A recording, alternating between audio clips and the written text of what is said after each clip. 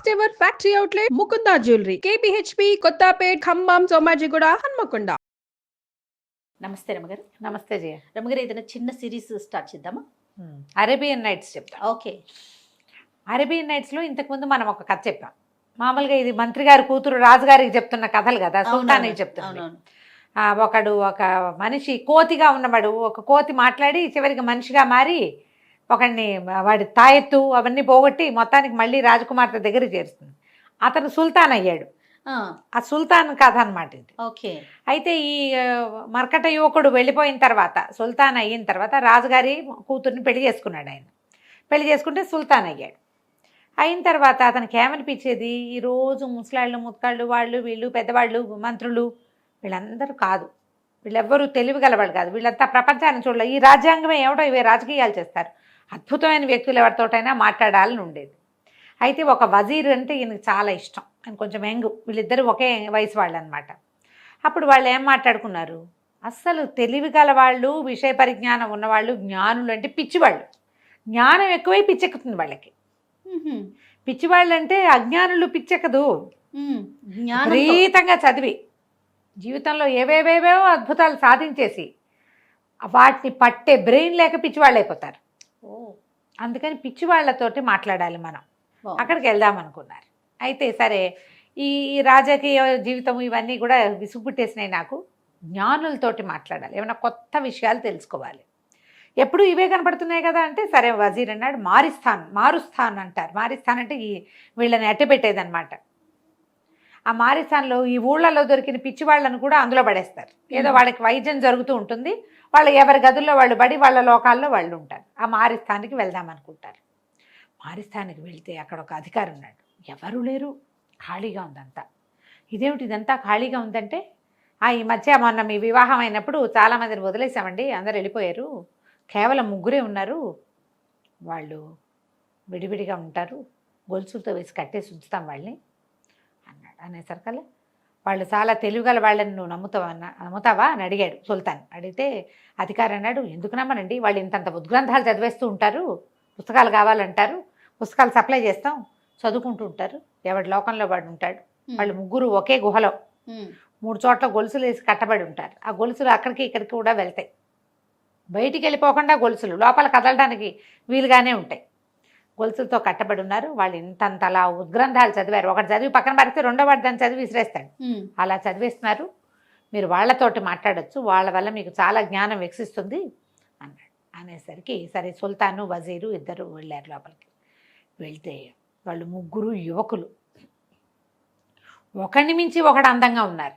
Jeep గడ్డాలు అవి ఉన్నా కూడా, గడ్డాలు ఆటే సంస్కారం లేని జుట్లు, చిరిగిపోయి పేలికలుగా ఉన్న గుడ్డలు ఉన్నా కూడా, కండలు తిరిగిన శరీరాలు, పొడుగ్గా పెద్ద పెద్ద పర్సనాలిటీలు, మొహాలు తళుక్కొని మరుస్తూ ఆ గడ్డాలతోటి కూడా ఏమిటి వీడు ఇంత బాగున్నాడు అనిపించేలాంటి భావం కలిగించేలాగా మెరిసిపోతున్నారు. ఏం కష్టం వచ్చి ఇలా పిచ్చివాళ్ళ ప్లేసుల్లో పడ్డారు, మారిస్థాన్లో పడ్డారు వీళ్ళు అని చెప్పి మొదటి పిచ్చివాడిని అడిగారు, బాబు నాయన ఏమిటి నీకెందుకు ఇలా అయ్యావు నువ్వంటే, నాదొక విషాద కాదు అన్నాడు ఆయన. నీ విషాదం ఏమిటో చెప్పు, నీ జీవితంలో జరిగినవన్నీ తెలుసుకుని మా తాలూకు జ్ఞాన పుష్పాన్ని ఇంకొంచెం వికసింపజేసుకుంటాం. నీకేం చేయగలము, నువ్వు కథ చెప్పావు కదా మాకు, నీకు ఏదైనా ఇవ్వాలి కదా, సుమన్ టీవీ వాళ్ళు నాకేమైనా ఇచ్చినట్టు. నాకు అది నా వాక్యం చదివేసరికి ఎంత నవ్వొచ్చిందో. కథ చెప్తే ఏదైనా ఇవ్వాలి, ఒట్టిగా కథలు విని వెళ్ళిపోకూడదు. అమ్మయ్యా, మేము అలా చెయ్యట్లేదు. అదే అప్పుడు ఈ కథ విని నీకేమైనా న్యాయం చేయగలమేమో మేము చూస్తాం అంటే, ఈ కుర్రాడు ఏం చెప్పాడంటే, మాది అద్భుతమైన బట్టల వ్యాపారం అండి, నేను ఎక్కడెక్కడి నుంచో సిల్క్ బట్టలు అవి తెప్పించేవాడు. ఓకే. చాలా బ్రహ్మాండంగా వ్యాపారం జరిగేది, చాలామంది నన్ను చూడ్డానికి కూడా వచ్చేవాళ్ళు. వీడు అందంగా ఉన్నాడు కదా. అయితే ఒకనాడు ఒక ముసలావిడ వచ్చింది. అసలు ఆవిడ వచ్చి వస్త్రాలు చూసి మైమర్చిపోయి మరి వస్త్రాలు బోల్డంత కొనుక్కుంది. నేను బోల్డ్ ఖరీదు చెప్పాను, గజం 5 దినారాలంటే బోల్డంత రేటు ఆ రోజుల్లో. ఆవిడ ఏం పర్వాలేదని అద్భుతమైంది, ముట్టుకుంటే మాసిపోయేలాగా ఉండేటువంటి సిల్క్ తానులు కొన్ని కొనుక్కుంది, పట్టుకెళ్ళింది. మళ్ళా 15 రోజులకి మళ్ళీ వచ్చింది, మళ్ళా కొనుక్కుంది. ఆవిడ అట్లా అలవాటైపోయింది నాకు. అయితే ఒకనాడు ఏమందంటే, మా రాణి గారికి నువ్వు తెచ్చే వస్త్రాలంటే చాలా ఇష్టం మా యువరాణికి, నువ్వు ఏదైనా కొత్తది తెప్పించినప్పుడు మా రాణికి ఇవ్వాలి నువ్వని అన్నది. అంటే నేనేమన్నానంటే ఈ వస్త్రం చూపించడానికి ఒక కొత్త వస్త్రం తీసేసరికల్లా ఆవిడ చాలా ఇంప్రెస్ అయింది. ఎప్పటిదాకా ఉన్న సిల్క్ వేరు, ఈ ప్రత్యేక సిల్క్ వేరు. ఇది ఏకంగా 50 దినారాలు గజం. నేను ఎట్లా కొంటాను నాయన, ఇంత ఖరీదు పెట్టి నేను కొనుక్కెళ్ళలేను కదా, మరి నువ్వు కానీ వచ్చి మా యువరాణికి చూపించావంటే ఒప్పిస్తే ఆమెకు నచ్చితే కనుక నువ్వు వస్త్రం అక్కడే అమ్మేసి వచ్చేసేయచ్చు. ఓకే, నువ్వు అక్కడికి రా, నువ్వు ఈ వస్త్రం ఇచ్చి డబ్బులు కూడా తీసుకుంది, కానీ ఇది పెద్ద అమౌంట్, నేను ఇవ్వగలిగే అమౌంట్ కూడా కాదు, ఒకవేళ నచ్చుబాటుగా ఉంటే అని ఆ ముసలావిడ నన్ను చేసింది. సరే రమ్మంటోంది కదా, వెళ్దాం అనుకున్నా. కొంచెం దూరం వెళ్ళాక ఆవిడ ఏమందంటే, నాయన నువ్వు భలే అందగాడివి, మరి మా సందంతా రకరకాల ఆడవాళ్ళు నిన్ను చాలా ఇబ్బంది పెడతారు, మరి నీ మొహం కనపడకుండా ఉంటుంది, నువ్వు కూడా వాళ్ళకేసి వీళ్ళకేసి చూసేవనుకో ఏదైనా ఇబ్బంది వస్తుంది మళ్ళీ చూడు, అందుకని నీకు సిల్క్ రిబ్బన్ కట్టేస్తానే కంటికి అంది. సరేనన్న. సరే అంటే ఆవిడ మా వాకిట్లో మేము బయటికి వెళ్ళంగానే నా కంటికి గుడ్డ కట్టేసి నన్ను నడిపించుకుంటూ తీసుకుపోయి ఎన్ని సందులో మారాం. అక్కడ చుట్టుపక్కల వాళ్ళు ఏవో మాట్లాడుతున్నట్టు, అన్నీ ఆడవాళ్ళు ఏమన్నట్టు, జాజులు దవనాలు అవి ఇవి పువ్వుల వాసనలు వచ్చినాయి నాకు. మరి సందులు మారుతున్నామని తెలిసింది. ఏ వీధులు దాటేమో కూడా నాకు అర్థమైంది. అన్ని వీధులు దాటి ఒక లోపలికి తీసుకెళ్ళింది. ఒక భవనంలోకి వెళ్ళి నా కంటి గుడ్డ ఊడదీసి, ఇక్కడే ఉండు, నేను యువరాణికి గుడ్డ చూపించొస్తానంది. నేను అక్కడ నుంచున్నాను. తీరా చూస్తే ఓ పక్కన నా దగ్గర ఎప్పుడు పట్టుకొస్తుంది కదా ఈవిడ, 100 గజాలు 150 గజాల గుడ్డ, ఇంతంత గుడ్డ మోసుకెళ్తుంది, అంతా ఓ పక్కన పోగులా పోసింది. అది వస్త్రాలు కట్టుకోవడానికి వీలైన ఖరీదైన గుడ్డని ఓ చోట కర్టెన్లుగా కుట్టబడింది. వీడి దగ్గర గజం 50 రూపాయలకి తెచ్చి దాంతో కర్టెన్లు కుట్టారు. అంటే ఇది చాలా చిన్న కుటుంబం కాదు వీళ్ళది, చాలా ఉన్నతమైన కుటుంబం. అక్కడి నుంచి సరే నేను పరదాలు ఉన్నాయి, నేను అట్లా చూసుకుంటూ కొద్దిగా లోపల వైపుకి వెళ్ళాను. ఆ ముసలావిడ నాకేదో షర్బత్ ఇచ్చింది తెచ్చి, అది తాగి అట్లా లోపలికి వెళ్ళాను. ఒక పెద్ద మండపం. అక్కడి నుంచి ఎంతమందో అందగత్తెలు ఒకళ్ళు చొప్పున వాళ్ళు ఏం చేశారు, వచ్చి బోల్డ్ అని సిల్క్ బాలీసులు అవన్నీ వేసి కూర్చోవడానికి తక్తులు అవి అమర్చారు. ఓ 50 మంది ఎట్ ఏ టైం కూర్చునేటట్టుగా చుట్టూతా పరుపులు గుండ్రంగా వేశారు. మరి ఒక్కో అమ్మాయి ఎంతంత బాగున్నారో వాళ్ళు దుంపలు దిగ మొత్తం గుంపంతా వచ్చారు. వచ్చిన తర్వాత గువ్వలన్నీ వాలిన తర్వాత వాటి రాణి వచ్చినట్టుగా ఒక మహాద్భుత సౌందర్యవతి అయినటువంటి ఒక అమ్మాయి వచ్చింది. అసలు ఆ అమ్మాయిని చూసారు కల్లా మూర్ఛపోయినట్టు అయిపోయాను నేను. ఎంత అందంగా ఉందో, చెప్పరాని సౌందర్యం. నేను అని నోరు తెచ్చుకుని చూస్తూ ఉండిపోయాను. వాళ్ళంతా ఏవో పాటలు పాడారు, పద్యాలు పాడారు. ఇంతలో ముసలమ్మ ఎవరైతే ఈ బట్టలు కొంటుందో ఆ బట్టలు కొన్న ముసలమ్మ నేను స్తంభం వెనకాల దాక్కుని ఇదంతా చూసేస్తున్నానని గమనించి నన్నేమో వాళ్ళ మధ్యలోకి ప్రవేశపెట్టింది. నేను దగ్గరికి వెళ్ళేసరికల్లా ఆ యువరాణిలాగా మధ్యలో ఉన్న గువ్వలాగా ఉన్న చిన్నది చాలా మెలక తిరిగిపోయింది. ఎంత సిగ్గుపడిందో నన్ను చూసి. ఆవిడ చెప్పింది, ఎందుకమ్మాయి సిగ్గుపడతావు, ఇన్నాళ్ళు నీకు మనసు వచ్చిన వస్త్రాలు తెచ్చింది ఈ అబ్బాయే, వీడి ఛాయిస్, భలే అద్భుతమైన వస్త్రాలు తెస్తాడు అని చెప్పి పరిచయం చేసింది.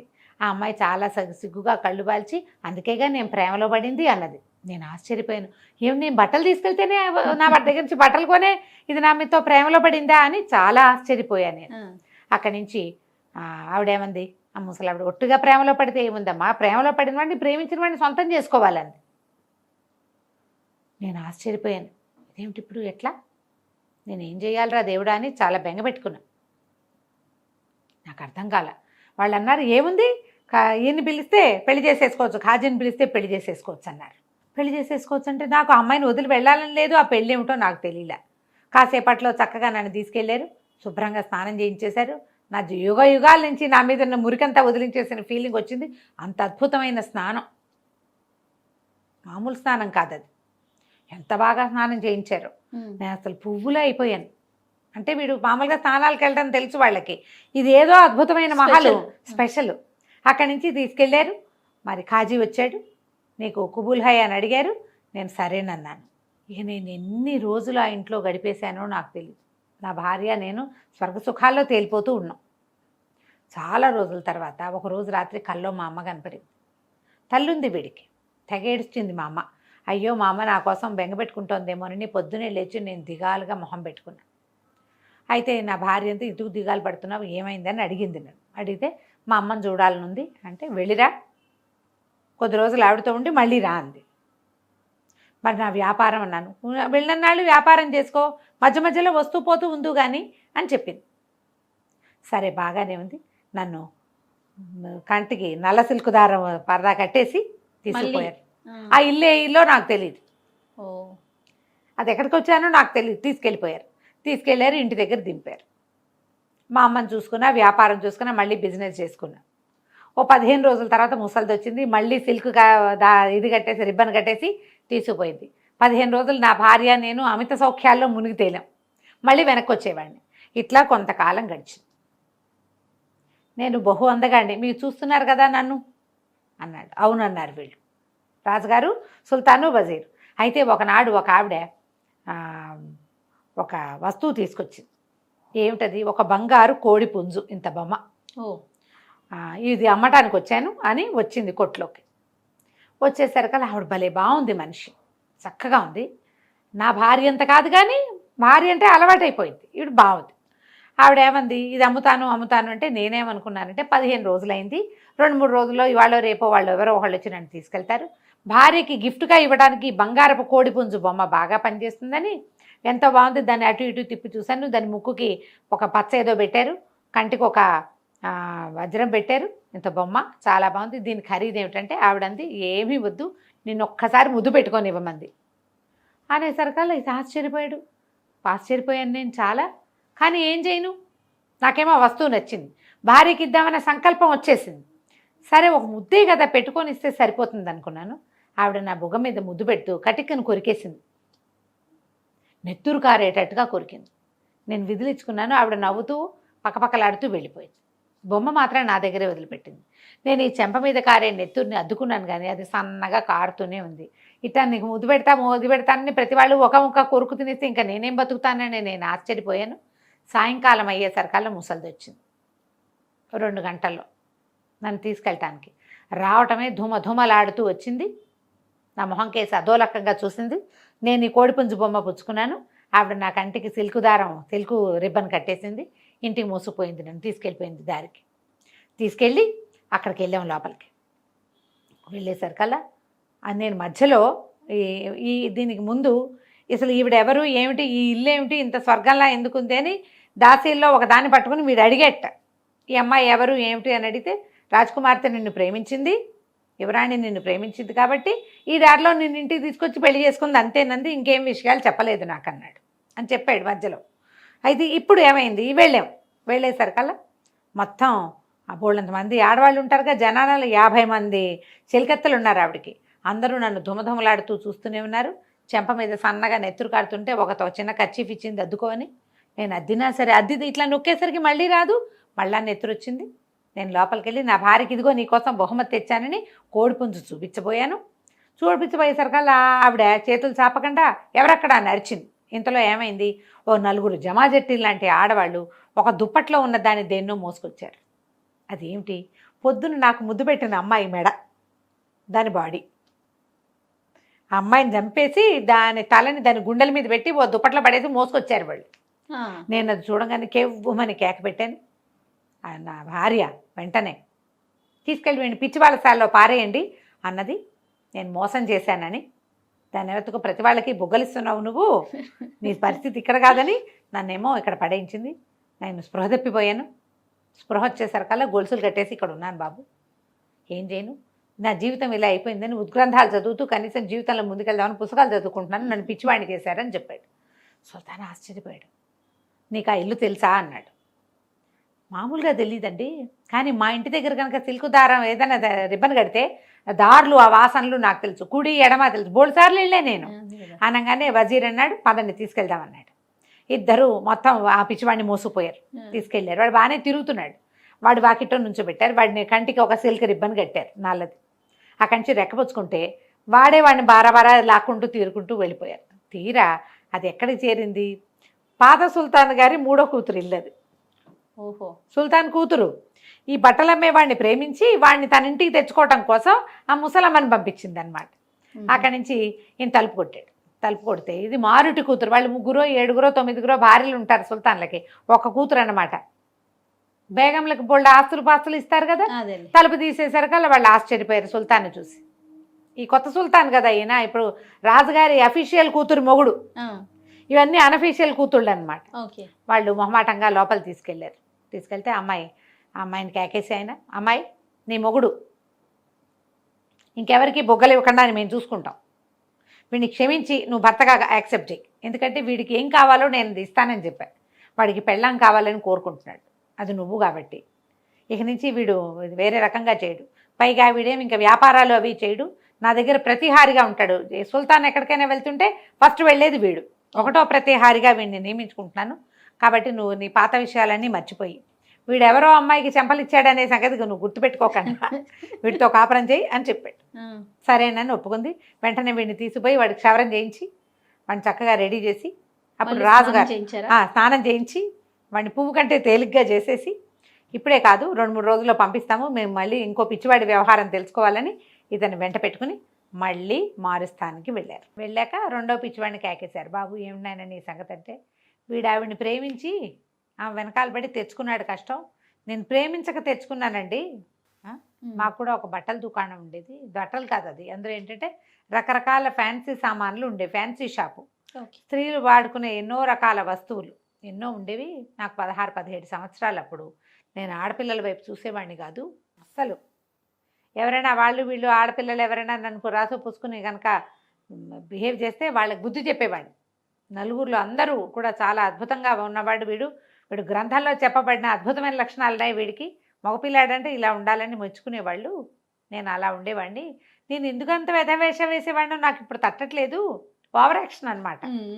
ఎవరైనా అమ్మ ఈ అమ్మాయి నాకేసి చూస్తుంది, ఏమండి మీ అమ్మాయి నాకేసి చూస్తుందని వాళ్ళకే చెప్పేసేవాడు, అలా చేసేవాడిని. అయితే ఒకసారి నేను నా కొట్లో బిజీగా ఉండగా ఒక నీగురో బానిస ఒక అమ్మాయి వచ్చింది. అమ్మాయి లోపల దాచిపెట్టిన ఒక ఉత్తరం ఇచ్చింది. మా యజమానురాలు నిన్నెంతో మెచ్చింది, నీ మీద ఈ కవిత్వం రాసింది చదవమంది, అది ఆ కాగితం గులాబీ రంగులు అత్తర్ వాసనలు వెదజల్లుతుంది, నేను ఆ కాగితం చూడలేదు, ఆ కాగితాన్ని చింపి దాని మొహాన్ని కొట్టాను, దాని చెంపలు పగలగొట్టాను, గదిలోంచి మా కొట్లోంచి బయటికి తోసేశాను, దిక్కుమాలదానా ఇట్లాంటివి తెస్తావా, నా వ్రతం పాడు చేస్తావా అని నేను చాలా తిట్టాను, నువ్వెంత రోతగా ఉంటావో నీ యజమానురాలు అంత రోతగా ఉండుంటుంది, దాని ఉత్తరం అంతకంటే రోతగా ఉంది, ఇంకోసారి అడుగు పెట్టావో చంపేస్తానని చాలా గొడవ చేశాను. చుట్టుపక్కల వాళ్ళంతా ఆహాహా ఒక బానిసని పంపించిందంటే ఒక అమ్మాయి, వాళ్ళకి బాగా డబ్బులు ఉండుంటాయి, పైగా ఉత్తరం చింపి ముక్కలేస్తే ఆ ముక్కల తాలూకు వాసన మొత్తం సందంతా వ్యాపించింది, ఇట్లాంటి కాగితం మీద ఉత్తరం రాసి పంపించిందంటే ఎంత సమర్థురాలో కదా ఆ పిల్ల, అట్లాంటి పిల్లని కాదంటున్నాడే వీడు, ఓరిని వీడి తాలూకు పాతివ్రత్యం అంటే ఏమనాలి దాని బ్రహ్మచర్యం అని అందరు మెచ్చుకున్నారు నన్ను. కొన్నాళ్ళు గడిచి క్రమంగా నేను రకరకాల విద్యల్లో ఆరితేరే, మెల్లిగా నేను జనాలకు తెలియకుండా వాళ్ళతో వీళ్ళతో చిన్న చిన్న స్నేహాలు అవి చేసే కానీ ఎవరికీ తెలియదు. నాకు ఒక 23 ఏళ్ళు అలా వచ్చినాయి, వివాహానికి యోగ్యత అది. ఒక 4 ఏళ్ళు అయింది ఈ ఉత్తరం వచ్చి, 20 ఏళ్ళు దాటినాయి నాకు. అయితే ఒకనాడు కొంతమంది ఆడవాళ్ళతో కలిసి ఒక మహాద్భుత సౌందర్యవతి మా కొట్టుకొచ్చింది. నీ దగ్గర ఆడవాళ్ళు ధరించే వస్తువులు ఏమున్నాయి, ఫ్యాన్సీగా ధరించేవి ఏమైనా ఉన్నాయా అని అడిగారు. అడిగితే చాలా ఉన్నాయన్నారు. చాలా ఉన్నాయని చెప్పాను నేను. వాడి దగ్గర ఏంటంటే బంగారం లాంటి లోహంతో చేసి, ఇప్పుడు మన 1 గ్రామ్ లేదు అలాంటివి అనమాట.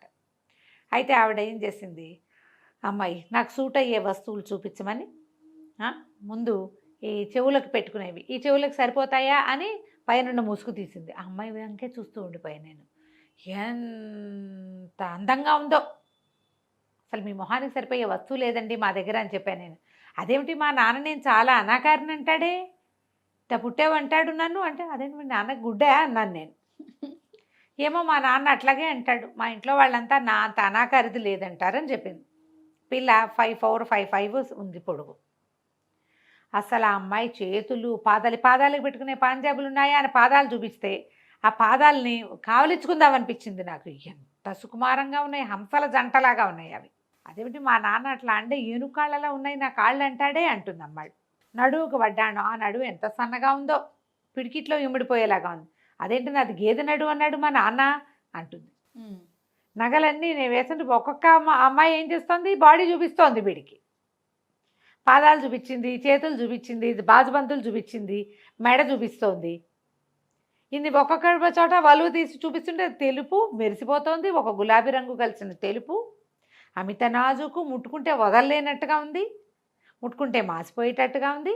కానీ మా నాన్నని నాకున్న అష్టవంకరలతో పుట్టాను నేను అంటాడు మా నాన్న. నాకు గూనె అంటాడు, నాకు నడ్డి అంటాడు, నాకు కాళ్ళు లావు అంటాడు. టోటల్గా మా నాన్నకి నేను జబ్బుదాన్ని అని చెప్పింది. అంటే కాదండి, మీలాంటి అద్భుత సౌందర్యవతి ఉంటే ఎవడైనా పెళ్లి చేసుకుని పండగ చేసుకుంటాడని చెప్పాను నేను. చెప్తే అదేమిటి మరి ఆ పండగ ఏదో నువ్వే చేసుకోవచ్చుగా అంది. అంతకంటే భాగ్యమా అన్నాను నేను. అయితే మా నాన్న నొప్పించాను. మా నాన్న ఎవరు అంటే ఆ షేక్ అలీ ఫజల్ అని చాలా గొప్ప డబ్బులు ఉన్నవాడు.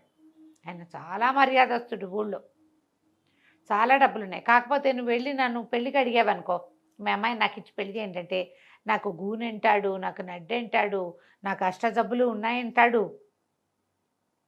ఆయన ఎంత మర్యాదస్తుడంటే తన పిల్లకి లేని అవలక్షణాలన్నీ చెప్తాడు. మా బాబు మా పిల్ల మీకు తగింది కాదండి, మీరు మహాద్భుతులు అద్భుతంగా ఉన్నారు అంటాడు. అయినా సరే అని చేసుకోవాలి. మరి నువ్వు చేసుకుంటావా అంది. చేసుకుంటానన్నాడు. ఇంతకంటేనా? అయితే సరే, రేపు పొద్దునే ఎండెక్కాక, పొద్దుటి ప్రార్థన అయిపోయాక ఎండెక్కాక ఫలానా చోట ఉందిగా మా ఇల్లు, తెలుసు కదా షేక్ అలీ ఫజల్ గారి ఇల్లు, అక్కడికి వెళ్ళు, ఆయన్ని పెళ్లి కొప్పించు అని చెప్పి చక్కగా ఈ మహాసౌందర్యం నాకు చూపించిందిగా, అదన్నీ మళ్ళీ పరదాల్లో కప్పుకుని తన చెలికత్తెలతో కలిసి వెళ్ళిపోయింది.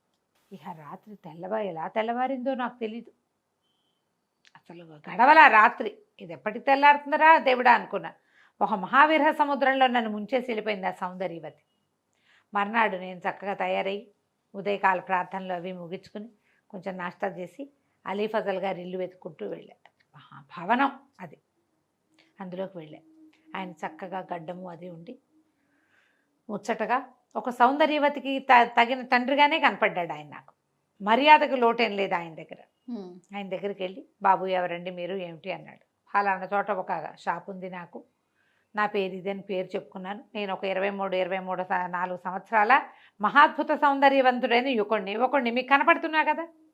నన్ను చూసి ఆయన చాలా ముచ్చటపడ్డాడు. నువ్వు నాయన ముచ్చటగా ఉన్నావోయ్, నీ వ్యాపారం కూడా నీ అందానికి తగిందేను అని మెచ్చుకున్నాడు. అప్పుడు ఏ విషయం మీద వచ్చావా అని నన్ను అడిగాడు. ఎందుకు వచ్చావు నాయన అని అడిగితే, మీ అమ్మాయిని ఇచ్చి నాకు పెళ్లి చేయండి అని అడిగాను. ఆయన నిర్ఘాంతపోయాడు. బాబు నా పిల్లకి పుట్టాడు జబ్బు నాయన అన్నాడు. నేనేమో నాకు పర్వాలేదన్నా. మా అమ్మాయికి గూనుంది నాయన, గొగ్గిపళ్ళు, మూతి అది వంకర తిరిగిపోయింది, మా పిల్ల పెళ్లి చేసుకునేందుకు యోగ్యమైంది అది కాదు, దానికి చిర్రవచ్చు. నువ్వు చూస్తే ఇంత అంతగా అడివి నాయన. మా పిల్ల ఈయనేమో ఏమిటి ఇటా వర్ణిస్తాడు, ఆ పిల్ల జుట్టు ఎటా ఉంది, జలతారలా ఉంది దాని జుట్టు, ఎవడో ఇటాటివి చెప్తాడు, పెళ్లి చేయటం ఇష్టం లేక ఈయన చెప్తున్నాడు అని. ఏం పర్వాలేదు, అయినా సరే అన్నాను. బాబు నేను నీకు ముందే చెప్తున్నాను, నా భార్య పిల్లని ఒక నెల ముందు కనేసింది. నెల ముందు ఒక అర్ధరాత్రి పూట చీకట్లో భయపడి పురుడొచ్చేసింది. అట్లా తల్లి భయపడటం వల్ల నా పిల్లకి అన్ని అష్టవంకర్లు వచ్చినాయి నాయన, అది ఎంతకాలం బతుకుంటుందో కూడా తెలీదు అంటే ఈయన, ఓహో నెల ముందు పుట్టడం వల్లే అంత నాజుగ్గా ఉంది ఆ అమ్మాయి అనుకున్నాను నేను. ఓహో ఏమైనా సరే నాకు ఓకే అన్న. సరే అక్కడి నుంచి, బాబు నేను ఇంత గొప్పవాడిని నీకు తెలుసు కదా, మా పిల్లకి ఆడపిల్లల కట్నం ఇస్తారు మగవాళ్ళే. ఏంటంటే ఒకవేళ ఆ పిల్లని వదిలేసేటట్టయితే దాన్ని మెహరో ఏదో అంటారు జయ, ఇంత డబ్బు ఇస్తాము అని. అదేం లెక్క, నేను ఆ పిల్లని ఎందుకు వదులుతాను, అది ఎట్లా ఉంది, జలతారు కన్యక, మెరుపు తీగ, మామూలు విద్యుల్లత కాదు అది, దాన్ని ఎందుకు వదులుతాడు. అసలు ఎవడైనా బుద్ధున్నవాడు అంత సౌందర్యవతను వదిలిపెడతాడా, అది పొట్టాడుకోరైనా సరే. అదేమో అట్లాంటిది కాదు, వచ్చింది కదా అద్భుతంగా మాట్లాడింది. అసలు మా పిల్ల మాట్లాడుతుంటేనే కవిత్వం చెప్తున్నట్టుగా ఉంది. దాని బట్టలు, దాని సొగసు, ఇవన్నీ ఊహించుకుని నేను పర్వాలేదని అన్నీ వీటితోటి మనసా వాచా కర్మణ షేక్ అలీ ఫజల్ గారి కుమార్తెకి నేను భర్తనవదలుచుకున్నానని, ఒకవేళ ఈ ఫెటాల ఆమెను కనుక నేను వివాహం వదిలేస్తే కనుక 20 లక్షల దినారాలు మెహర్గా సమర్పిస్తానని కాగితం రాసేసి ఒప్పుకున్నాను. అక్కడి నుంచి ఈ వివాహాలు ఏమిటి, ఎదురు బదురు ఏముండదుగా, ఆమ్నే సామ్నే ఉండదు. వాళ్ళ ముసుగు వేరు, వీళ్ళ ముసుగు వేరు. ఈయనకేమో ఏదో కడతారు, పువ్వుల జల్తా, ఇది ఏమంటారు దాన్ని, పువ్వుల పరదా లాంటిది. వాళ్ళేమో లోపల పరదాలో జనానాలో కూర్చుంటారు, కుబుల్ హై అంటారు, అంతే. అక్కడి నుంచి ఏం చేశారు, పెళ్లి చేసేశారు. నేను కుబుల్ అన్నాను, ఒప్పుకున్నాను. నాకు కావాలి ఆ సౌందర్యవతి, మరి ఇక రెండో దారి లేదు. ఒప్పుకున్నాను. ఆ అమ్మాయి కూడా ఒప్పుకుంది. సరే, ఆ రోజు సాయంకాలం మాకు సమాగమం ఏర్పాటు చేశారు. మంచం మీద, బాబు నా కూతురు అక్కడికి ఇక్కడికి రాలేదు, నువ్వే ఇక్కడ ఉండాలి నాయన, నీ గదిలోకి పంపలేము, ఆమె గదిలోకే నువ్వు వెళ్ళు, ఆమె కదిలే పరిస్థితిలో లేదన్నాడు. ఆయన ఏం చెప్తున్నాడో కూడా నాకు అర్థం కాలేదు. నేను ఊహల్లో తేలిపోతున్నా. ఇప్పుడు ఆ సౌందర్యవతితో గడపోతున్నాను, ఆమెతో మాట్లాడబోతున్నాననే ఊహే నాకు ఎలాంటి ఉత్తేజాన్ని కలిగించిందంటే ఆయన ఏం మొత్తుకుంటున్నాడో నాకు అర్థం కాలేదు. తీరా వెళ్ళాను. వెళ్ళిన తర్వాత ఆ అమ్మాయి ముసుగు కప్పుకుని ఒక ఎర్ర చీర మేలి ముసుగు ధరించి మంచం మీద ఒక తలవైపుకి ఆనుకొని కూర్చుంది. ముసుగు తీసే నా జీవితంలో చూడని ఒక అద్భుత దృశ్యాన్ని చూశాను నేను. ఒక భయంకర దృశ్యం, అద్భుతం అనకూడదు. ఆ అమ్మాయికి నేను అప్పుడు చూసిన ఆమెకి పళ్ళెత్తు, మెల్లకన్ను, కళ్ళు ఎంత, మూతెంత వెడల్పుందో ముక్కు అంత వెడల్పుంది. ఆమె కదిలేలాగా కూడా లేదు, పరమ గూనిది. దాని కాళ్ళు నిజంగానే ఏనుగు కాళ్ళు. నేను నిర్ఘాంతపోయాను, ఇదేమిటి అని. ఆ ముసలాయన మా పిల్లకి అది, మా పిల్లకి ఇది అని ఏం వర్ణించాడో, అన్నీ అవే. ఆ పిల్ల మా నాన్న నన్ను ఇట్లా అంటాడు అట్లా అంటాడు అని ఏం చెప్పిందో, దాని గూని, దాని నడ్డి, దాని ఏనుగు పాదాలు, దాని గొగ్గిపళ్ళు, దాని చిర్రబొచ్చు అన్నీ ఉన్నాయి ఇక్కడ. నేను నిర్ఘాంతపోయాను, స్పృహ తప్పి పడిపోయాను. ఏం చేయాలో తెలియలా నాకు. ఆ బయట ఉన్న బానిస ఎవడో నన్ను తీసుకెళ్ళి మంచం మీదకి చేర్చాడు. నాకు వేరే మంచం వేశారు, నన్ను దాని మీద పడుకోబెట్టారు. తెల్లవారు లేచి ఏం చెయ్యాలో తెలియలే. ఇప్పుడు ఈ అమ్మాయి నాకు వద్దంటే ఆయన ఏమంటాడు, నేను అవన్నీ ముందే చెప్పాను, నువ్వు వినలేదంటాడు. 20 లక్షల మెహర్ రాసి సంతకం పెట్టాను నిన్న సాయంత్రం. నా సర్వశక్తులు వడ్డినా నాకు 1 లక్ష కూడా రాదు, 20 లక్షలు నేను ఎక్కడి నుంచి ఇస్తాను? నిర్ఘాంతపోయాను, ఏం చేయాలో తెలియలే. పొద్దున్న లేచా, మెలకు వచ్చింది. సరే, స్నానం చేసి మరి ప్రార్థనకి వెళ్ళాను. ముందు రోజు పొద్దున్న ప్రార్థన చేసుకుని ఎంత ఉత్సాహంగా వచ్చాడు వీళ్ళింటికి. సరే, భోజనశాల ఏదో ఉంది ఒక పెద్దది, అందులోకి వెళ్ళా. అందరూ కంగ్రాచులేషన్స్ చెప్పారు. అలీ ఫజల్ గారు అమ్మాయిని పెళ్లి చేసుకున్నావు కదా, మాకు షర్బత్తులు లేవా, మాకు అవి లేవా, ఇవి లేవా అన్నారు. దేనికి షర్బత్ ఇవ్వాలి? ఆ సౌందర్యవతికి ఇవ్వాలా, నేను కట్టాల్సిన 20 లక్షలకి ఇవ్వాలో నాకు అర్థం కాల. ఆ భోజనశాలలో 2 చేతుల్లోనూ నెత్తి ఇరికించుకుని కూర్చుని ఉన్నాను నేను. ఇప్పుడు ఏం చేయాలో తెలియటల్లా. దాన్ని పెళ్లి చేసుకున్నా దాంతో కాపురం ఎట్టా చేయాలో తెలియదు. అది మంచం మించి కదలలేదు ఆ ఘటం. నా అమ్మాయికి ఏదో జబ్బు పాపం. నిర్ఘాంతపోయేసరిగా ఈ లోపల కిలకిల్లాడుతూ శబ్దాలు వినపడ్డాయి. తీరా చూద్దును కదా, ఏ సౌందర్యవతి అయితే నా షాపుకు వచ్చి పెళ్లి చేసుకోమని ప్రోత్సహించిందో మహాద్భుత సౌందర్యవతి, అది చిలకత్తలతో సహా వచ్చేసింది భోజనశాలకి. పక్కపక్క నవ్వింది నన్ను చూసి. కొత్త పెళ్లి కొడుకు శుభం కలుగ్గాక అంది. నేను నెత్తి మీద చేతుల్లోంచి తలెత్తి చూశా. ఎందుకు నన్ను ఇట్లా చేశావు అని అడిగాను. అడిగితే మరి నా ఉత్తరాన్ని నువ్వు చింపేలేదు అని అడిగింది. అడిగేసరికి అప్పుడు నాకు అర్థమైంది. 4 ఏళ్ల క్రితం ఒక అమ్మాయి నాకు ఒక ఉత్తరం రాసి పంపిస్తే ఒళ్ళు కొవ్వుతోటి నేను దాన్ని చింపేశాను. నా బానిసను కొట్టేవి కూడా, మర్చిపోయావా నువ్వు అంది. ఆ పక్కనున్న మేలు ముసుగుల్లో ఒకటి ముసుగు తీసి చూపించింది. ఆ రోజు చెంపకాయలు తిన్న బానిస. శాస్తి చేశాను నీకు అని చెప్పేసరికి నాకేం చేయాలో తెలియలే. బతిమలాడాను, నీ కాళ్ళ మీద పడతాను, నీ పెళ్లిలోంచి ఎలా బయటపడాలో చెప్పు. నిజంగా బయటపడతావా? డబ్బు ఉన్నాయి కదా అని అలీ ఫజల్ గారి కూతుర్ని ఏలుకుంటావా? నాకు డబ్బు వద్దు, నువ్వే కావాలి. డబ్బులు లేకపోయినా పర్వాలే, ఎట్లా ఈ పెళ్లిలో నుంచి బయటపడ్డాను? 20 లక్షల దినారాలు నేను ఎక్కడి నుంచి ఇస్తాను అంటే ఏం పర్వాలేదు అని చెప్పి ఆవిడ ఒక ఉపాయం చెప్పింది నాకు. ఈ ఉపాయం చేయి, నువ్వు పెళ్లిలో నుంచి బయటపడతావు, తర్వాత మనం పెళ్లి చేసుకుందామంది. సరే, నేనేం చేశాను, జేబులో ఉన్న కాస్త చిల్లర సరి చూసుకుని అక్కడికి ఇక్కడికి వెళ్ళొచ్చి వాళ్ళందరినీ మా ఇంటికి పిలిచి వెళ్ళిపోయాను. అలీ ఫజల్ గారి బిల్డింగ్కి మధ్యాహ్నం భోజనానికి బూరాలు అమ్మేవాడు ఒకడు, చేపలు అల్లేవాడు ఒకడు, మేదర బుట్టలు అమ్మేవాళ్ళు ఒకళ్ళు, ఒక కుటుంబం. అక్కడి నుంచి సర్కస్ దీని మీద గడి మీద ఆడతారు కదా వాళ్ళు, ఇట్లా 6-7 కుటుంబాల వాళ్ళు వాళ్ళ వాళ్ళ సామాన్లతో సహా మధ్యాహ్నం భోజనానికి వచ్చారు. పెళ్ళయింది కదా, వీళ్ళందరూ నా చుట్టాలండి అని నేను పరిచయం చేశాను. ఈయన నిర్ఘాంతపోయాడు. ఏమిటైనా నీకేదో షాప్ ఉంది, మీ నాన్న ఎవరో ఫలానా అని చెప్పినట్టున్నావు, ఇదేమిటి మేదర వాళ్ళు, ఈ సర్కస్ వాళ్ళు, ఈ డేరాల వాళ్ళు, అక్కడి నుంచి మాటలేసేవాళ్ళు, వీళ్ళంతా నీకు చుట్టాలా అన్నాడు అని అడిగాడు ఆయన. అవునండి, వీళ్ళంతా నా బంధువులు, పెళ్ళయింది కదా, మరి ఒక వారం రోజులు పెళ్లి వాళ్ళకి విందులు చేస్తారు కదా మీరు ఎలాగూ, నిన్న పెళ్లి చేసుకున్నాను అందుకని మా వాళ్ళని పిలిచానన్నాను. ఆయన నిర్ఘాంతపోయాడు. బాగానే ఉంది, పిల్లాడు అందంగా ఉన్నాడని చేసుకుంటే వీడి చుట్టాలు వీళ్ళ, రేపొద్దున మన వాళ్ళందరికీ ఎట్టా పరిచయం చేస్తాం? ఆయనకంతా ఎవరు కోటీశ్వర్లు ఆయన చుట్టాలు. ఈ మేదర్ వాళ్ళని బుడబొక్కల వాళ్ళని నేను ఎక్కడ పరిచయం చేయను? ఆయన నిర్కాంతిపోయాడు. బాబు ప్లీజ్ దయచేసి నన్ను వదిలేవా అని అడిగాడు. బతిమలాడాడు. వీళ్ళ చుట్టాలని అని చెబితే నా పరుగు పోతుంది నాయనా, నా పిల్లకి పెళ్లి కాకపోయినా పర్వాలా, అది ఎట్లాగూ చచ్చిపోతుంది 4 రోజుల్లో, ఆ లోపల ఏదో దానికి పెళ్లి సరదా తీరుద్దాం కదా అనుకున్నా నేను, ఎలాగూ నువ్వే వచ్చావు కదా అని. చచ్చే పిల్లకి పెళ్లి సరదా తీరుద్దాం అనుకున్నాను, నీ అంతటి నువ్వు వచ్చావు కదా అని నేను ఈ పని చేశాను, నన్ను వదిలే అని బతిమలాడాడు. ఈ సలహా ఇచ్చింది ఎవరు ఇతనికి? ఆ అమ్మాయి. ఈ పెళ్లిలో నుంచి బయటపడాలంటే ఆయనకి విరక్తి పుట్టించాలి నువ్వు. ఆ విరక్తి పుట్టించాలంటే మేదర వాళ్ళని, టక్కుటమారం వాళ్ళని, బుడమక్కల వాళ్ళని, అక్కడి నుంచి సుత్తి సాండంతో ఏదో పనులు చేసుకునే వాళ్ళనే నా చుట్టాలని పరిచయం చేయాలి. ఆయన కోటీశ్వరుడు, ఈ చుట్టాలని భరించలేడు. సరే బాబు, నువ్వు నాకు రూపాయి ఇవ్వక్కర్లా, నా పిల్లకి 3 మాటలు చెప్పేసి ఈ పెళ్ళి నాకు వద్దు వద్దు వద్దు అని చెప్పేసి వెళ్ళిపో, నువ్వు రూపాయి ఇవ్వద్దు, నేను నీకేమివ్వను, నువ్వు నాకేమి ఇవ్వద్దు అన్నాడు. సరే నేను ఆ 3 మాటలు ఆ అమ్మాయికి చెప్పేసి ఆ పెళ్ళిని వద్దనుకుని ఆ కాగితం చింపేసి నా చుట్టాలందరికీ తలా 1 రూపాయి చేతిలో పెట్టి హాయిగా ఎంజాయ్ చేయండి అని పంపించేసి నేను మళ్ళీ నాకు షాపుకి చేరాను. అక్కడి నుంచి ఆ అమ్మాయి నన్ను తన ఇంటికి పిలిపించుకుంది. అక్కడ ఎంత పెద్ద భవనమో అది, చాలా పెద్ద భవనం. ఆ భవనంలోకి ప్రవేశించాం. వాళ్ళు శుభ్రంగా స్నానం చేయించారు, మళ్ళీ ఈయన కూడా స్నానం అయింది. అక్కడి నుంచి పెళ్లి చేశారు. కుబుల్ హై అన్నాను, రాజీ వచ్చి పెళ్లి చేశాడు. వీడు 2వ వాడు. సంతోషంగా ఉన్నాను నేను.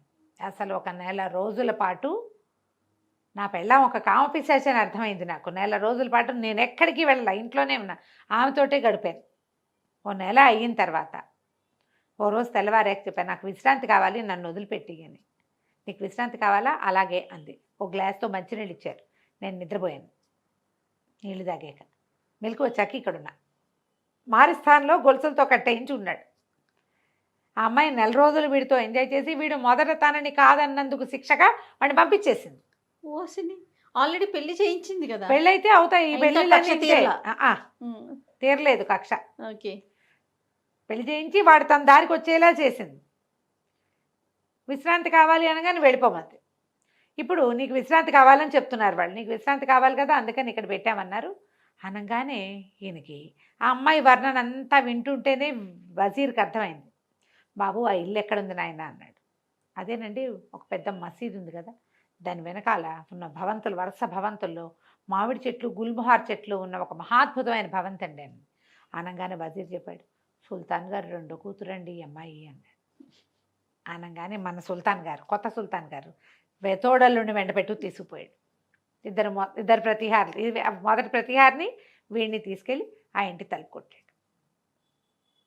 తలుపు కొడితే తలుపు తీసి ఈ కొత్త సుల్తాన్ని చూసి వాళ్ళు ఆశ్చర్యపోయారు. లోపలికి పిలిచారు. ఆ వెనకాల ఉన్న మొగుడిని కొరకొరా చూసింది అమ్మాయి.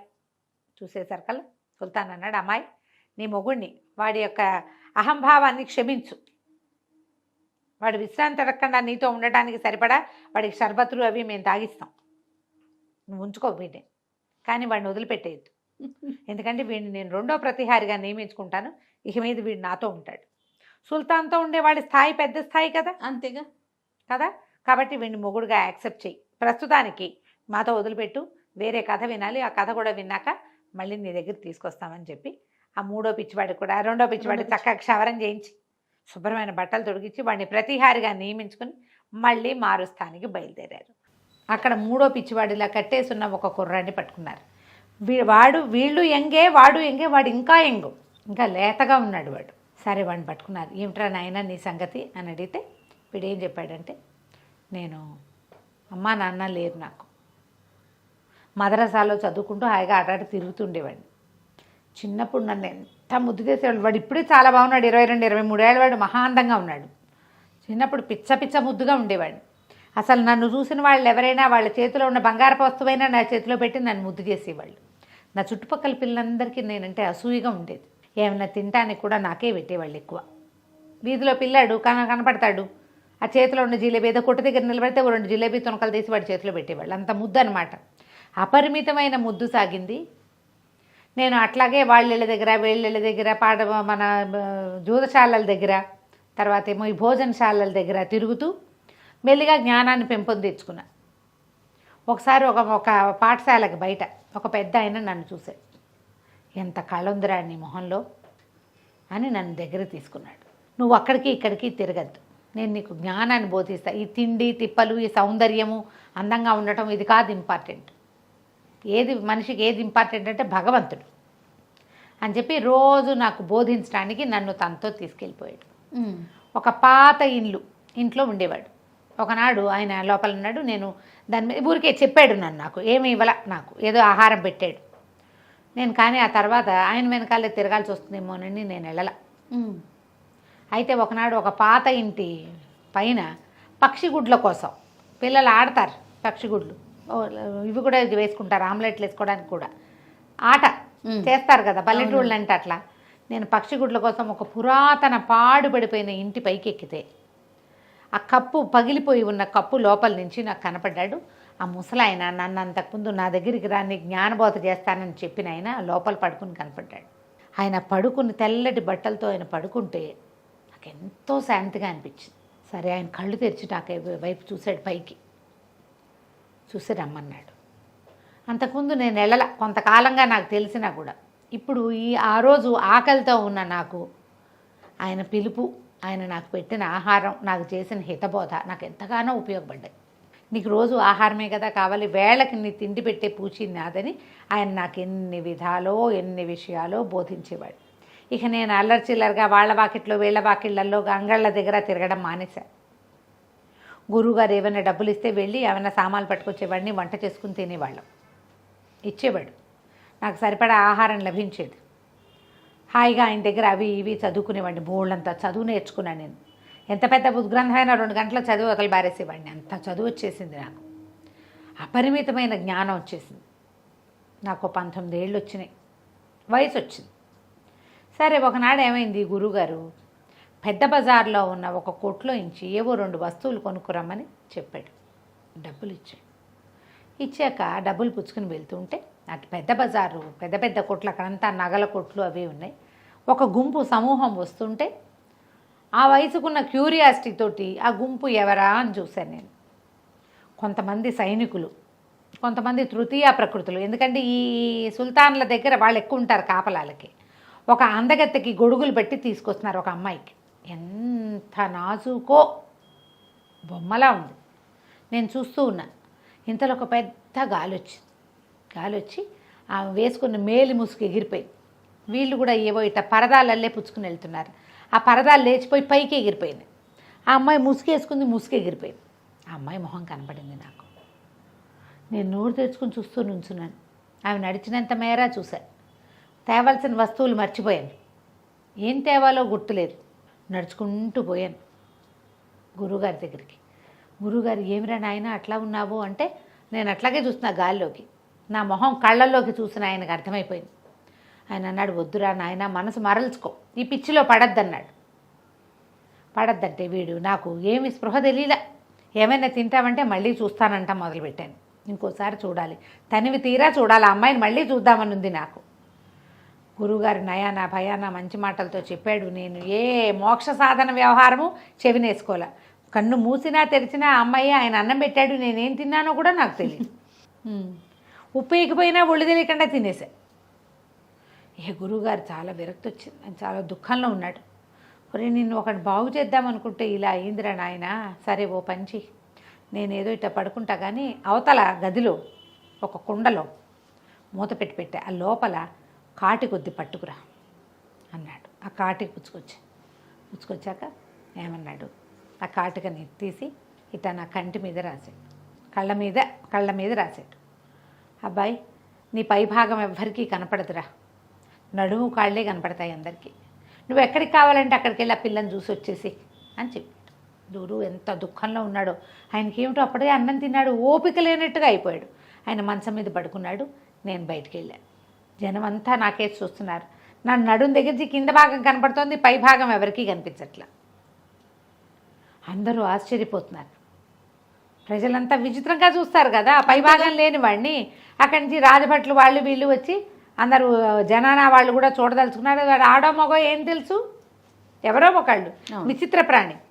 ఆడాళ్ళు చూస్తామంటున్నారు, రమ్మంటున్నారంటే సరే జనానాలో కూడా నన్ను తీసుకుపోయారు. నన్ను రమ్మన్నారు, నేను వాళ్ళ వెనకాల నడిచి వెళ్ళిపోతా.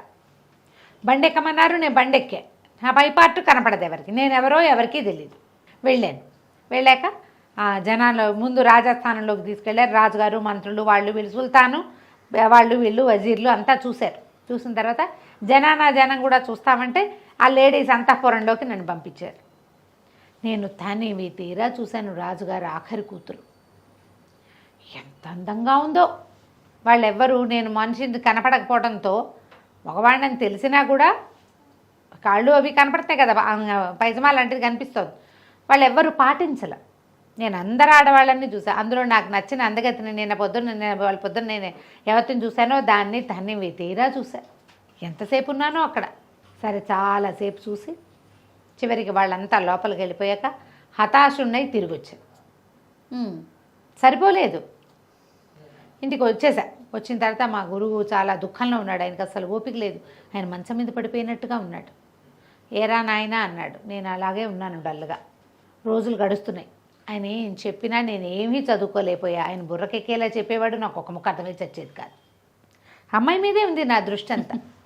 3 రోజుల తర్వాత 3 days గడిచాక నా గురువు చాలా దుఃఖంతో చెప్పాడు, ఇక నీకేది బుర్రకెక్కదురా నాయన, నువ్వు వెళ్ళి అమ్మాయి సాన్నిధ్యంలో ఉండాలనుకుంటున్నావు అంతే కదా, ఆ అమ్మాయితో ఉండాలి అంతే కదా. అంటే నేను అప్పటిదాకా ఆయన చదువుకో అది చెప్పి ఏ ఒకదానికి తలోపల దీనికి మాత్రం ఊపేతాల. ఊపంగానే ఆయన పరమ దుఃఖంతో, రే నాయన నువ్వేం చేస్తావంటే నా కోసం ఒక గోరీ తవ్వు, నన్ను అందులో పడుకోబెట్టు, నేను ఇక బతికేది లేదు, అయిపోయింది. అందులో ఉన్న కాటుకు ఉంది కదా, ఆ కాటుకు డబ్బా తీసుకుని కంటికి పెట్టుకో. మొన్న ఏం చేశాడు, కంటి మీద రాశాడు. ఇప్పుడు కంటికి నువ్వు ఎక్కడ ఎవ్వరికీ కనపడవు. నువ్వు హాయిగా వెళ్ళి నువ్వెవరిని చూడదలుచుకుంటున్నావు వాళ్ళ దగ్గర ఉండిపో. నిన్ను ఇంతకాలం చదువు చెప్పినా నీకు జ్ఞానం వచ్చేలాగా చేయలేకపోయా నేను. ఈ ప్రపంచం తాలూకు వ్యామోహాలు నిన్ను కూడా అందులోకి లాగేసుకున్నాయి. నా తపస్సు కూడా వృధానే అని చెప్పాడు. నేను పరమ దుఃఖంతో ఏడుస్తూ అయ్యో గురుగారు వెళ్ళిపోతారా అంటూనే గోరీ తవ్వేశాను. నీకు గోరీ తవ్వాల్సి వస్తే నాకు ఆ అమ్మాయి వద్దనలా నేను, అలా అనాలి కదా, అంతేగా. గోరీ తవ్వేశాను. గురువుగారిని గోరీలో పడుకోబెట్టాను. ఓర్ని ఆయనే చెప్పాడు గురువాజ్ఞ. అక్కడి నుంచి కాటుకు తీసి పెట్టుకున్నాను. నేను బయటకు వచ్చాను. నాకు తెలిసింది ఎవరు నన్ను చుట్టాల, ఎవరు చుట్టాల.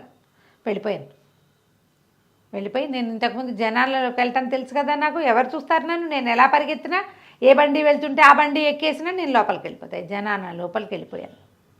రాత్రి అయిపోయింది. నేను అన్ని గదులు వెతుక్కుంటూ వెళ్తే సరే ఒక లోపలి గదిలో ఆ అమ్మాయిని చూశాను నేను.